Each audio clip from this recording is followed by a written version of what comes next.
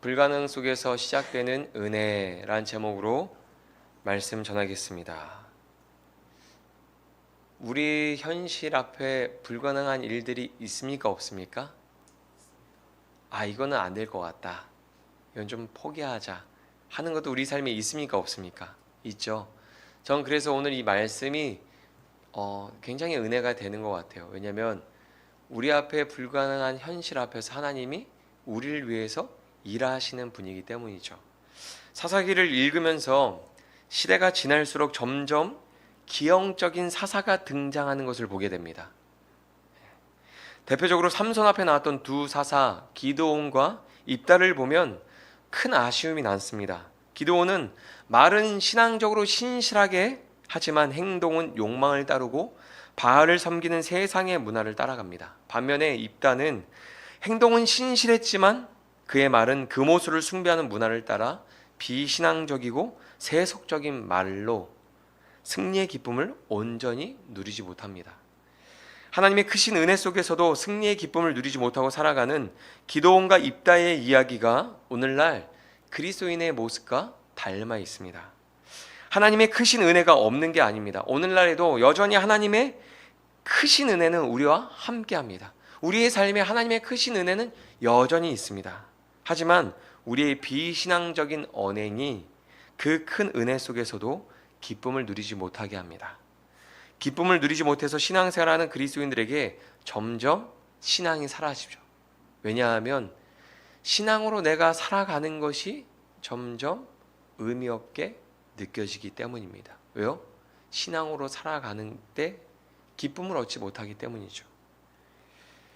기드온과 입다와 비교하면 삼손은 돌연변이 사사라고 할 수 있습니다. 그는 나실인이지만 그의 말과 행동은 도무지 종잡을 수가 없습니다. 기드온 보세요. 말은 신실하게 하지만 행동이 좀 아쉬웠잖아요. 반면에 입다는 행동은 신실했어요. 약속을 지키기 위해서 신실하게 행동하지만 그의 말은 아쉬웠습니다. 그런데 삼손은 말과 행동을 도무지 종잡을 수 없는 사람이었습니다. 이해할 수 없는 말과 행동을 합니다. 사사기는 점점 악해져가는 시대의 흐름 속에서 사사들의 캐릭터를 통해서 많은 것을 말해주고 있습니다. 사사기에 반복되는 영적인 패턴이 있습니다. 우리 이미지 잠깐 보겠습니다. 첫 번째는 이스라엘 백성들이 하나님의 은혜를 잊어버리고 죄를 짓죠. 하나님을 잊어버리고 우상을 숭배합니다. 그리고 두 번째가 어떻게 하십니까? 하나님이 그때 이스라엘 백성들을 징계하시죠. 심판합니다. 이방 민족을 통해서 압제하고 고통당하게 하십니다. 그럼 그때마다 이스라엘 백성들이 반복하는 게 무엇입니까? 자기의 처지에서 죄를 회개하고 하나님을 찾고 부르짖는 거죠. 그리고 하나님은 그들의 기도를 들으시고 그들에게 사사를 보내서 구원해 주십니다. 그리고 사사가 사는 날 동안 평안을 누립니다. 이게 사사기를 읽는 그 모든 이야기에서 반복되는 패턴이었죠. 사사기 3장 9절 말씀 우리 같이 한번 보겠습니다. 이스라엘 자손이 여호와께 부르짖으매. 그렇죠.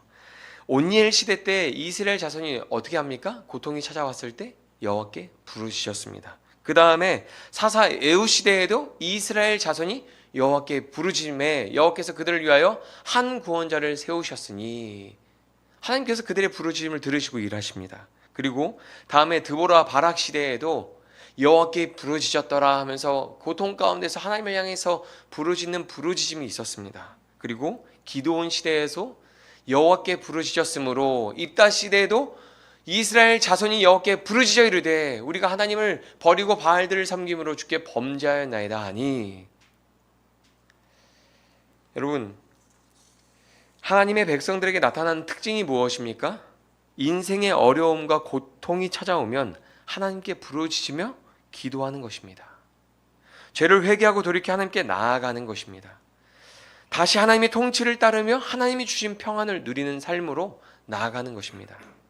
그런데 사사 삼손의 시대에는 그 부르짖음이 사라졌습니다. 이스라엘의 부르짖음이 끊어졌습니다. 더는 이스라엘의 부르짖음을 기록하고 있지 않습니다. 시대가 점점 악해져서 더 깊은 어둠 가운데 놓여 있는 것을 보여주는 겁니다. 사사 삼손의 이야기는 하나님을 찾지 않는 암흑 시대 속에서 거룩한 백성으로 어떻게 살아야 하는지를 말해줍니다. 여러분, 우리가 단순히 이 사사시대의 사사의 이야기뿐만이 아니라 우리의 영적인 패턴을 돌아보더라도 어떻습니까? 우리에게 영적인 침체가 오면 어떻습니까? 고통이 와도요, 하나님 찾지 않아요. 우리 영적인 어둠이 우리에게 그늘이 오게 되면요, 고통이 하고 힘든 일이 있을 때에도 하나님을 찾지 않습니다. 마치 내 얘기가 아닌 것처럼 저를 바라보고 계신데요, 그런 적 없으세요? 저만 그렇습니까? 왜 발뺌하시는 거예요? 그런 적 있으시잖아요. 그리고 또 누구는 여전히 그 영적인 침체 가운데 고통과 괴로움 속에서도 하나님을 찾지 않고 부르짖지 않는, 부르짖을 그 힘조차 없는 그 모습으로 신앙생활을 하고 있는 사람이 여기에 있을 수 있는 거죠.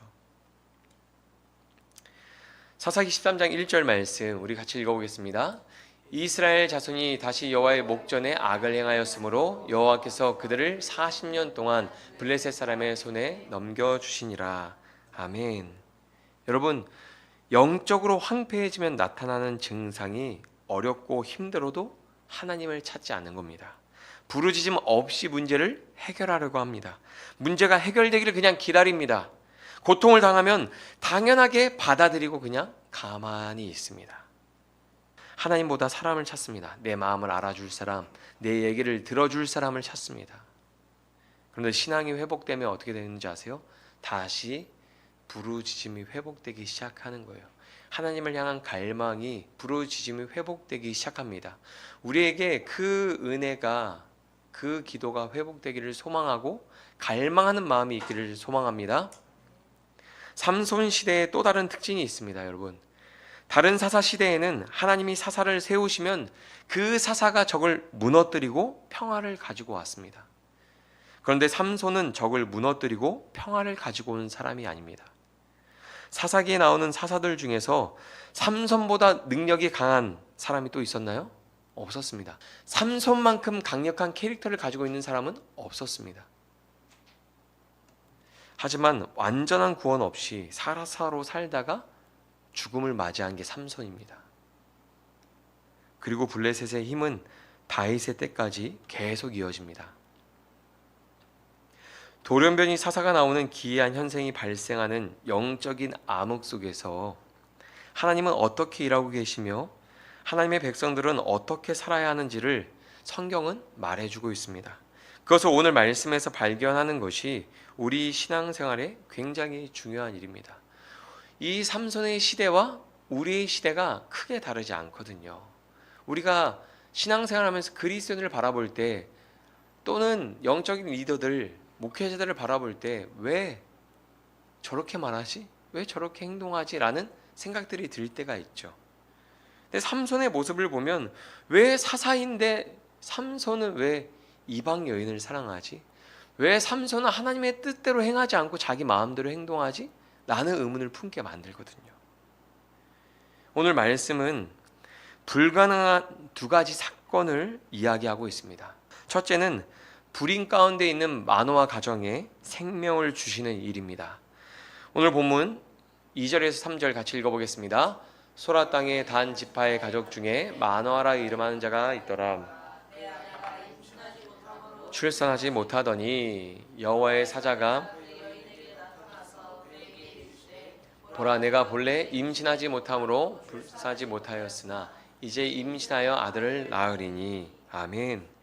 하나님은 자녀를 출산하지 못하고 있던 마노아의 아내에게 나타나셔서 아들을 약속하셨습니다. 출산을 예고하십니다. 원어로 성경을 살펴보면 그냥 출산할 수 없는 상태, 모든 그런 기능이 다 끊어진 상태, 불임의 상태를 말하고 있습니다. 그런 불임이지만 자녀를 낳게 될 것이라고 말씀하셨습니다. 여러분, 불임인 마노아의 아내가 자녀를 갖는 것이 가능한 일일까요? 불가능한 일이죠. 근데 그 불가능한 현실 앞에서 하나님 말씀하시는 거예요. 아들을 낳을 것이다. 생명을 얻을 수 없는 불가능한 현실 속에서 하나님은 생명을 주시겠다고 말씀하십니다. 그리고 또 하나 불가능한 사건은 무엇이냐면 바로 블레셋의 손에서 이스라엘을 구원하는 것입니다. 블레셋의 압제로 고통을 당하고 있지만 누구도 하나님을 찾지 않고 부르짖음이 끊어진 영적인 불인 가운데 있는 이스라엘의 구원을 약속하셨습니다. 어려움이 있으면 어떻게 됩니까? 하나님 도와주세요 라고 말해야죠. 기도해야죠. 근데 그 부르짖음이 끊어진 이스라엘을 구원하시겠다고 약속하십니다. 오늘 본문 5절입니다. 같이 읽겠습니다. 보라, 내가 임신하여 아들을 낳으리니 그의 머리 위에 삭도를 대지 말라. 이 아이는 태에서 나옴으로부터 하나님께 바쳐진 나실인이 됨이라. 그가 블레셋 사람의 손에서 이스라엘을 구원하기 시작하리라 하시니. 아멘. 이스라엘의 부르짖음은 끊어졌지만 하나님은 이스라엘을 위해서 일하셨습니다. 이게 굉장한 은혜인 거죠. 이스라엘의 부르짖음이 끊어진 그 시대에 하나님은 여전히 이스라엘 백성들을 위해서 일하셨습니다. 이미 하나님의 소유, 하나님의 백성, 하나님의 자녀로 삼으셨기 때문입니다. 그래서 여전히 그들이 부르짖지 않아도 그들을 위해서 하나님은 일하셨습니다. 하나님은 불가능 속에 있는 자녀들에게 계속해서 은혜를 베풀고 계셨습니다. 그러나 그것을 인정하고 하나님을 경배하는 사람이 없었다는 것이 문제입니다. 영적인 암흑 시대의 특징 중 한 가지는 눈으로 보고 확인되지 않으면 믿지 않습니다. 보세요. 하나님이 마노의 아내에게 나타나서 이야기하죠. 너가 아들을 낳게 될 것이고 그 아들을 통해서 내가 이스라엘을 블레셋의 손에서 구원할 것이다. 그 말을 들었지만 마노아가 쉽게 믿지 못합니다. 오늘 본문 8절에서 9절인데요. 같이 읽어보겠습니다. 마노아가 여호와께 기도하여 이르되 주여 구하옵나니 주께서 보내셨던 하나님의 사람 우리에게 다시 오게 하사 우리가 그 낳을 아이에게 어떻게 행할지를 우리에게 가르치게 하소서 하니 하나님이 마노아의 목소리를 들으시니라. 여인이 밭에 앉을 때 하나님의 사자가 다시 그에게 임하였으나 그의 남편 마노아는 함께 있지 아니한지라. 아멘. 마노아는 아내에게 소식을 들었지만 아내를 신뢰하지 못합니다. 직접 하나님께 기도하고 확인합니다. 여기에서 한 가지 알 수 있는 게 있습니다. 여러분, 하나님과의 관계 속에서 신뢰가 없는 사람, 그 마노아는 가장 가까운 아내의 이야기조차도 신뢰할 수 없는 그런 인생을 살아가죠. 그 당시 영적인 어둠 가운데는 시대가 그러는 거예요. 사람도 신뢰할 수 없는데 가까운 아내의 말도 신뢰할 수 없는 그런 시대. 여기서 우리가 한 가지 알 수 있는 게 있는데 하나님이 기도를 듣고 계십니다. 누구의 기도를 듣고 계세요? 마노아의 기도를 듣고 계십니다. 블레셋의 압제로 고통받고 있지만 기도하는 사람이 없는 시대였는데 하나님이 마노아의 기도를 들으십니다. 무슨 의미일까요?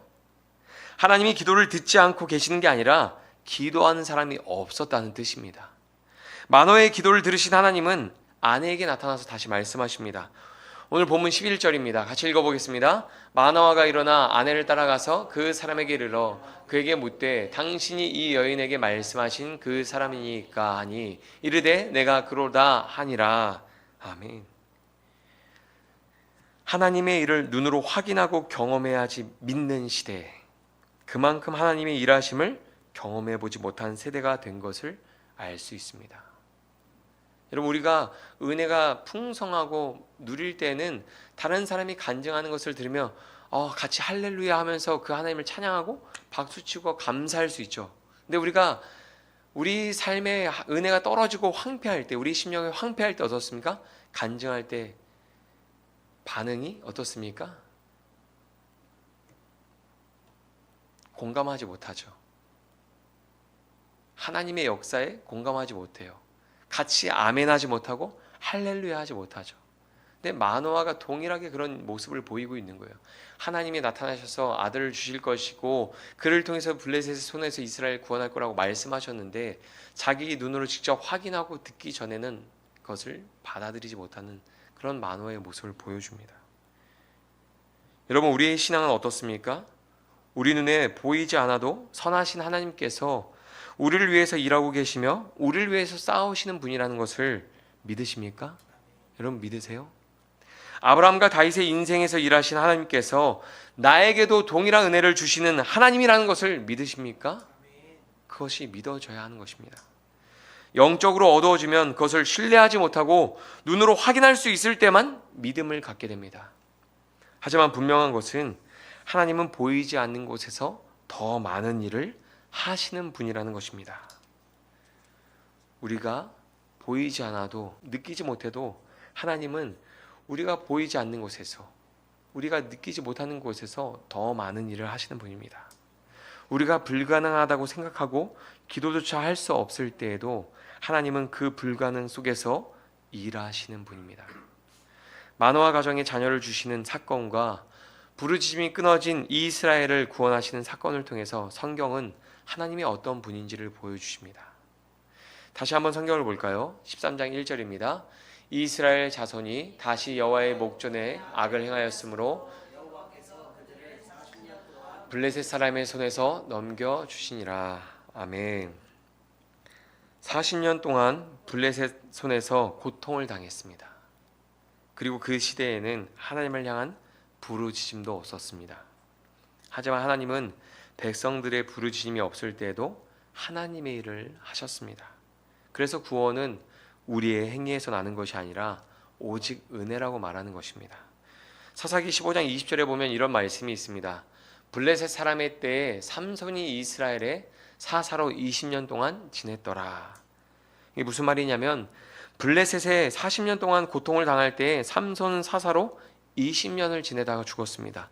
삼손이 태어나자마자 사사가 되는 건 아니었습니다. 블레셋을 통해서 고통을 당할 때 하나님의 살아계심과 일하심을 눈으로 볼 수는 없었지만 이스라엘의 고통이 시작되었을 때 하나님은 보이지 않는 곳에서 일하고 계셨다는 거예요. 하나님은 무엇을 일하고 계셨습니까? 마노아의 가정에 나타나서 삼손을 주실 것을 약속하시고 그를 통해서 블레셋의 손에서 구원할 것을 말씀하셨잖아요. 보이지 않았지만 하나님은 그렇게 일하고 계셨다는 뜻입니다.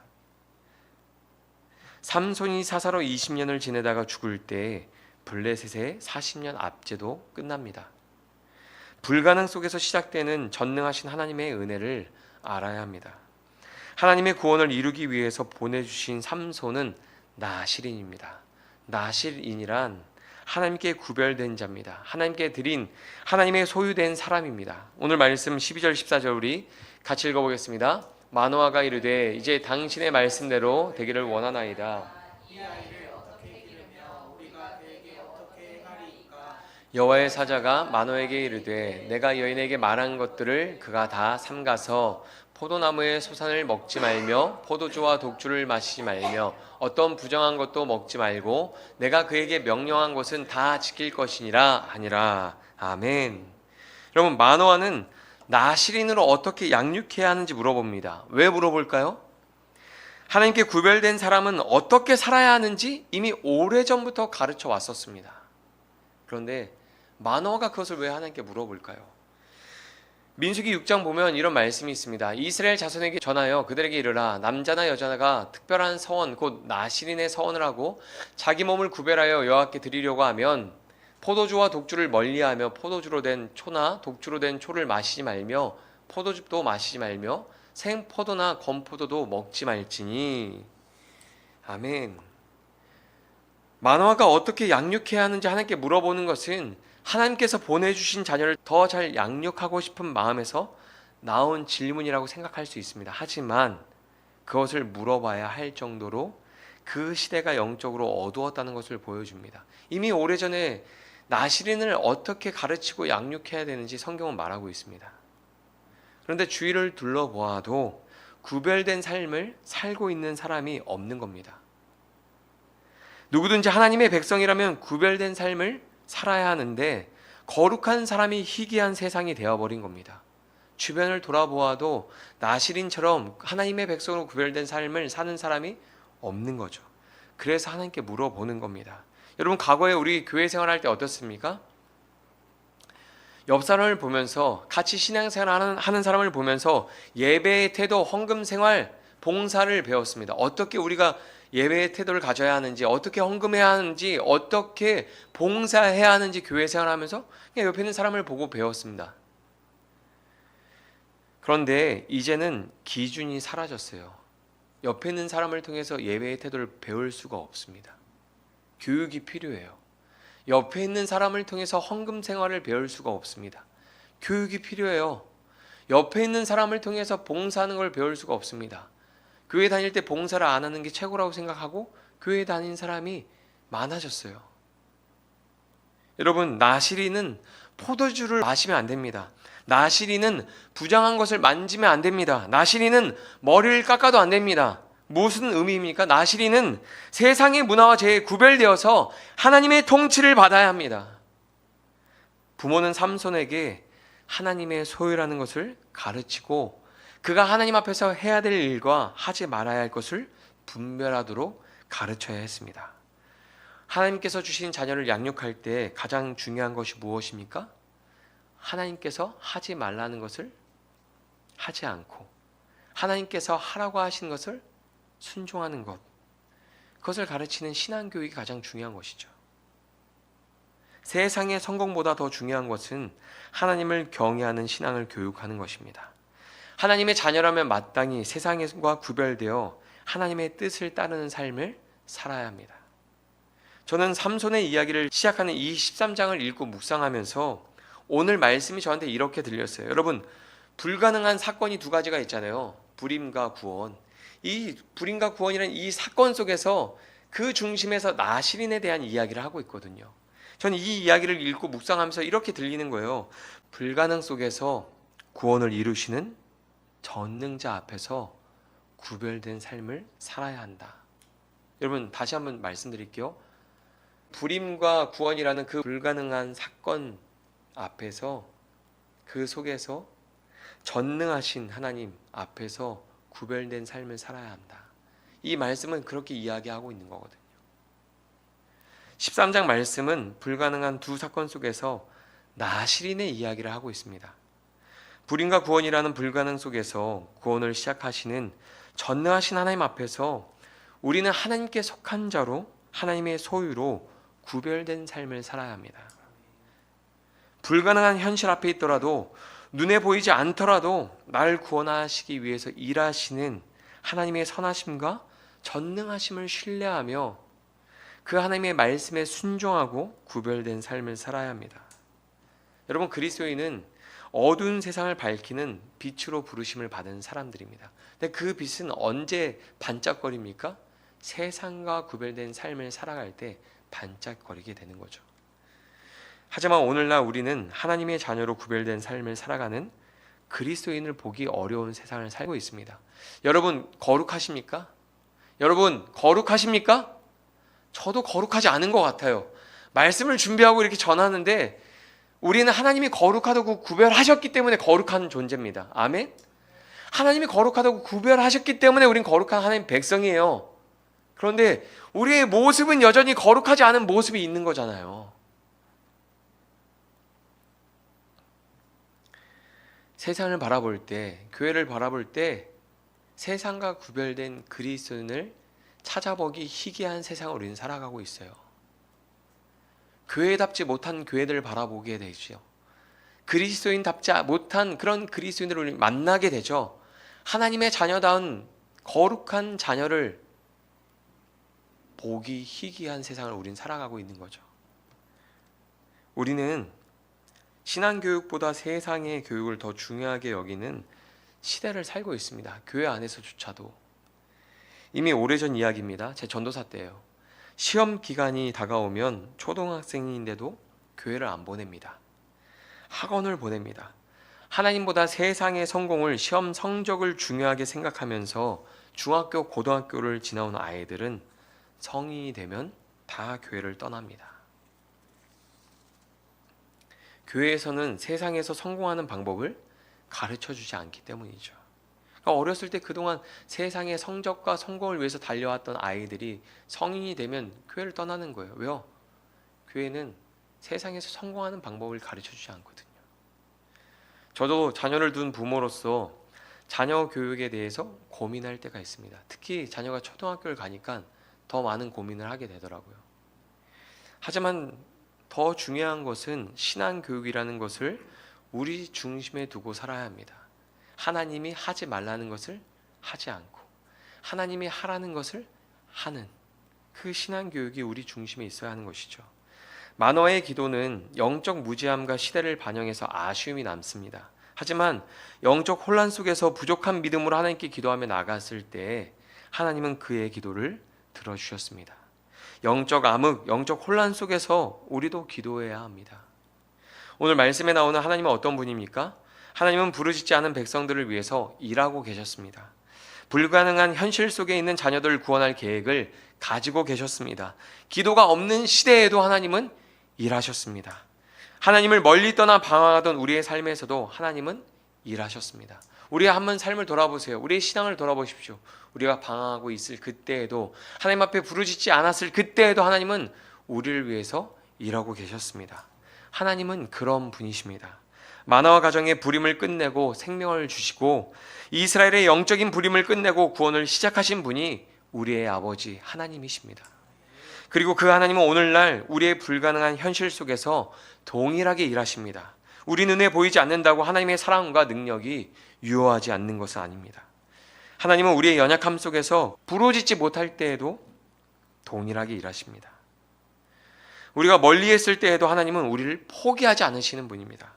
마노아가 기도할 때 하나님의 임재가 임했듯이 우리가 그리스도의 이름으로 하나님께 나아갈 때, 우리의 연약함을 고백하며 십자가의 은혜를 구하며 나아갈 때 하나님께서는 언제나 우리의 간구를 들어주십니다.